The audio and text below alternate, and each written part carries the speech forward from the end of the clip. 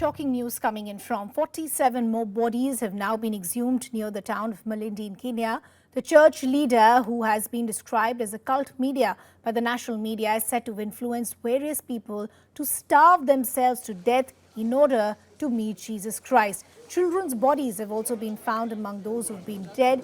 58 graves have been identified already. Exhumations are still underway and the number, unfortunately, is all set to increase. The church leader was, remember, arrested on the 15th of April and has pleaded not guilty, along with stating that he had shut down his church in 2019. But Kenyan Interior Minister has gone on to say that 800 acres of coastal Malindi's Shakahola forest had been declared a crime scene.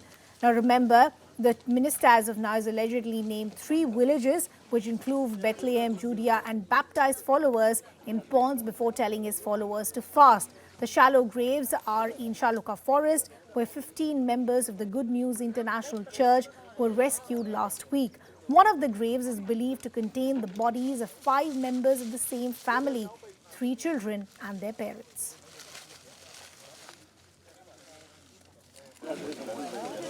Dozens of bodies have been exhumed in Kenya as part of an investigation into a suspected religious cult. The remains are thought to belong to followers of a Christian cult who believed they would go to heaven if they starved themselves to death. Police began exhuming the bodies on Friday near the coastal town of Malindi in the southeast of the country.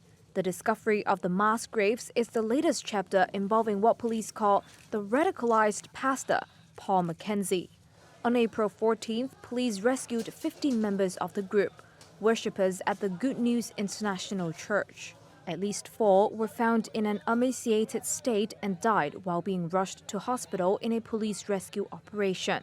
Mackenzie, the leader of the church, was subsequently arrested following a tip-off that suggested the existence of shallow graves belonging to his followers. Local media, citing police sources, reported that Mackenzie was refusing to eat or drink while in police custody. The manager of a local children's home, Helen McCauley, who has been helping investigators, told reporters children were among the dead. We have visited some homes in some villages, such as Bethlehem and Judea. And in the villages, you find some parents have lost all their children, or they themselves die. Personally, I have visited about 18 grave sites of children. She did not say how she knew the graves contained the remains of children.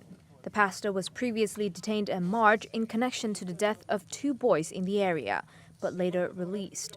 Police say on the pastor's advice, the boys' parents had starved and suffocated them.